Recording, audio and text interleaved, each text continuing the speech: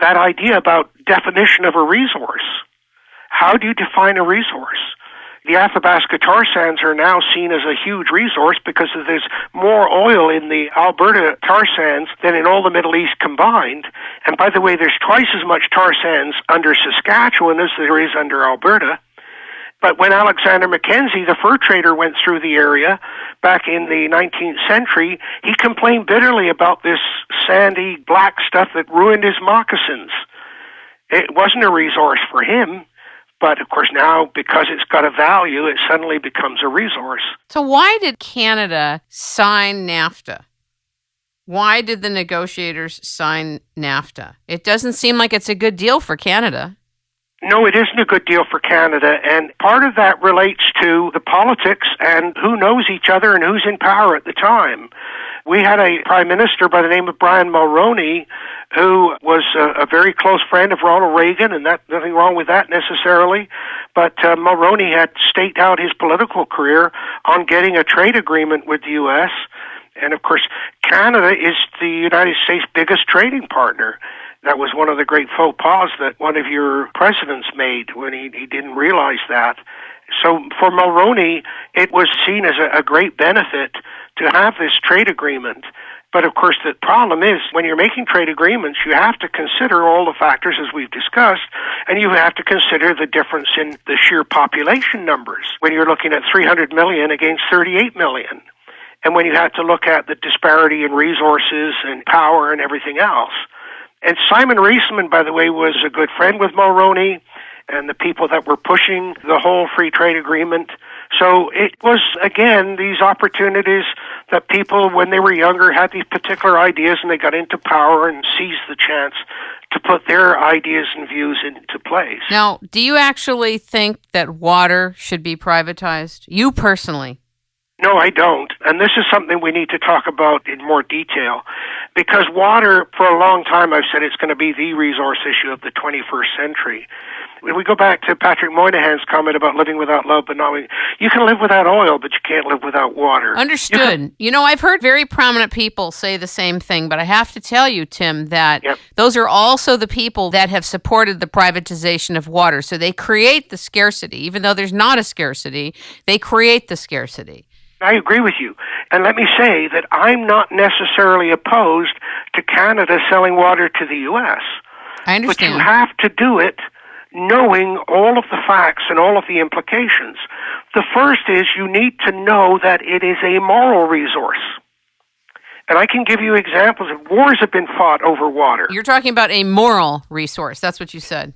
Yes, it's a moral resource. Indeed. It's a human right to have water. Right. And this is part of the argument that's being made by the people that are pushing for water as an issue at the United Nations. I don't think it needs to go to that level, but that's part of the argument. And of course, the debate throughout history has been, is it a public good or should it be a private resource? And the Romans went through this argument. In fact, all of the issues that we're talking about today with regard to water were confronted by the Romans and in many ways dealt with by the Romans. And if you look at the number of Latin words that are related to water that we use today, like aqueduct and spigot, aquifer, these were all Roman terms. In fact, the basic models of pricing of water in terms of the amount of water can flow onto your property and the pressure of that water determines the price you pay.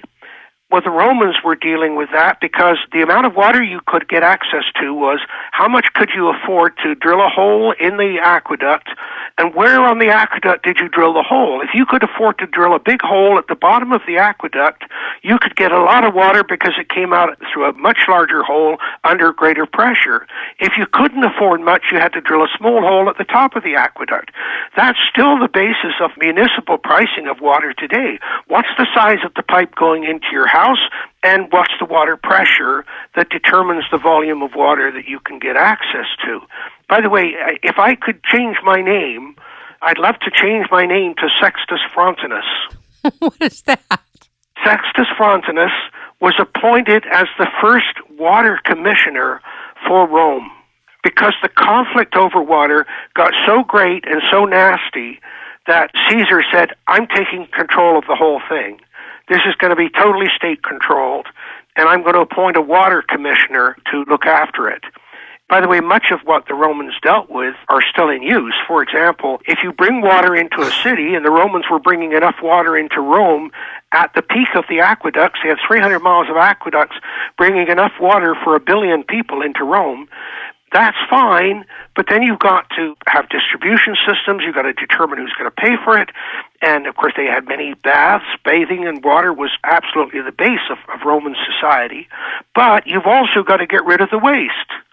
So you've got to have a sewer system. So the Romans built the Cloaca Maxima, which is still functioning in Rome today as one of the major sewer systems.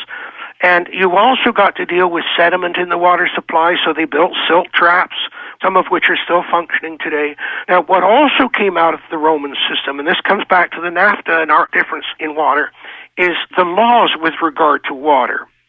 Now, Roman law and the British law that adopted from Roman law is basically called riparian rights. And riparian, you see, is another Latin word for river. And the idea was that water was a public good, that you could have water on your property, but you didn't own it, but you had responsibilities to it. And those responsibilities was to maintain it at a certain quantity and quality. But you also had prescriptive rights. And prescriptive rights were that if somebody had no water, you had to provide access to that water across your land. If you go to the city of Winnipeg, as I talked about earlier, you drive around the streets along the river's edge. Every once in a while, there's an access down to the river. That was there because prescriptive rights in the early days said people across the street have to be able to get to that river to get water. Okay? Now, when the United States was set up, they started with riparian and prescriptive rights.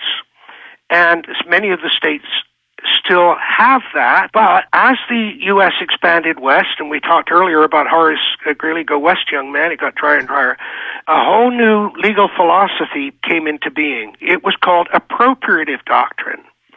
And that was the idea that if you had water on your land, you owned that water. You had prior rights, and that's the term that you hear with regard to water.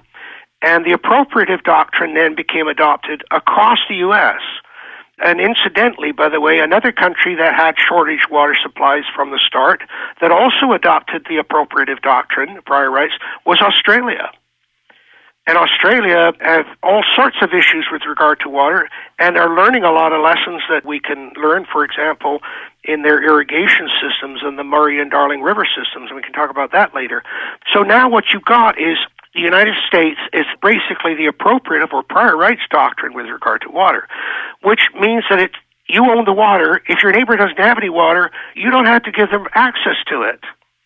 And I used to show a cartoon to my Canadian students and say, here's Bugs Bunny underneath the waterfall having a nice shower, and suddenly the water dries up into a trickle, and he goes up on top here, and here's this rotten Jean Lafitte's built a dam and blocked the water.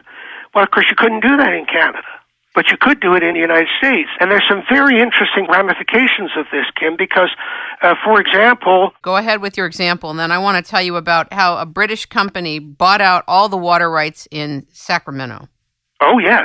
And it's been going on steadily in the U.S. And as much as I love the Brits, this could be anybody from any country. It doesn't really matter. It's the fact that you can corporatize this, take it and seize it in an area. That's the issue. That's the issue. The idea of prior rights. So, in other words, if there's a dispute over water use, it is arbitrated by the courts. That's the legal system. And, of course, they apply the prior rights. Say, well, who's got prior rights claim? Before I give the actual example, let's say that you have a stream flowing through your property in the United States.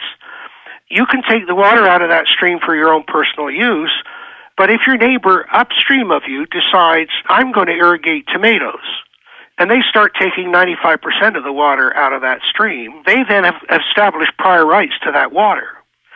They have to provide you with the percentage you need just for your drinking water and so on, but you've effectively lost your rights to the water. Now, that created a situation in the U.S. that is endemic, and that is if you don't use it, you lose it. Got it. This triggered the establishment of massive water projects in every state in the Union. And they were funded through Congress every January